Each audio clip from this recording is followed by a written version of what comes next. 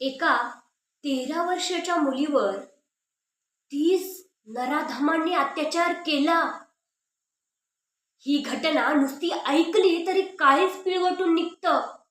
मग हा अत्याचार करणारी माणसं ज्यांना भावना नव्हत्या, ज्यांना संवेदना नव्हत्या, ज्यांना माया ममता काहीच नव्हती, असं म्हटलं तरी वावगं ठरणार नाही.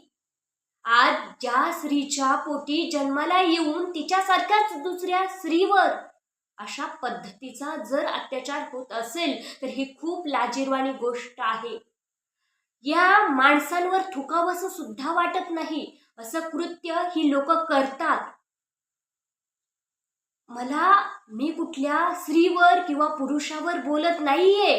हा विषय त्या एका जीवाचा आहे ज्याला त्रास झालाय.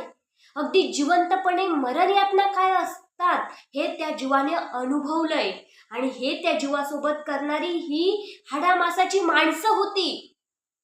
मग ह्यांच्या भावना अशा पद्धतीने विकृतीला जात असतील, यांच्या इच्छा अशा पद्धतीने विकृती निर्माण करत असतील तर कुठेतरी न्यायव्यवस्थेला प्रश्नचिन्ह उपस्थित राहणं गरजेचं आहे.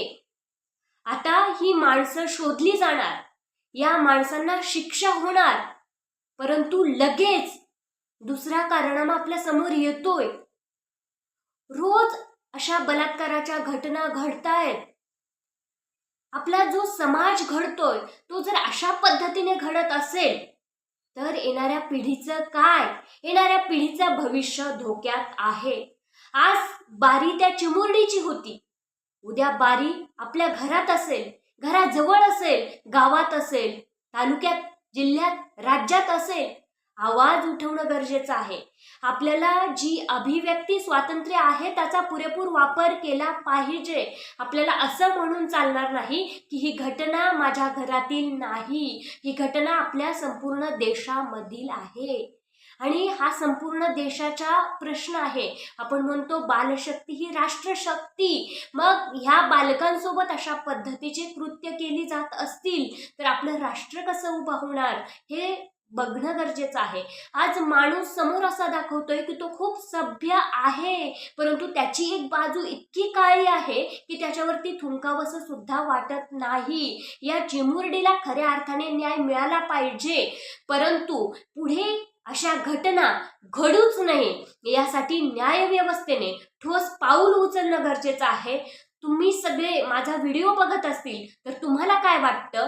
ह्या ज्या समस्यांचा जन्म होतोय, या ज्या समस्यांचा उगम होतोय, याची पाळं मुळं ही समूळ नष्ट करणं गरजेचं आहे. याबद्दल तुम्हाला काय वाटतं हे कमेंट बॉक्समध्ये नक्की याच्याबद्दल तुमची प्रतिक्रिया द्या. आपण याच्यावरती चर्चा करूयात. आज मी काय कुठली पत्रकार नाहीये किंवा मी निवेदकही नाहीये. मी आज एक सामान्य व्यक्ती म्हणून बोलतीये, कारण आज सामान्य व्यक्ती जर त्याच्या वेदनेवरती बोलू शकला नाही, जर समस्येवरती बोलू शकला नाही तर तो सुद्धा उद्याचा बळी असणार आहे.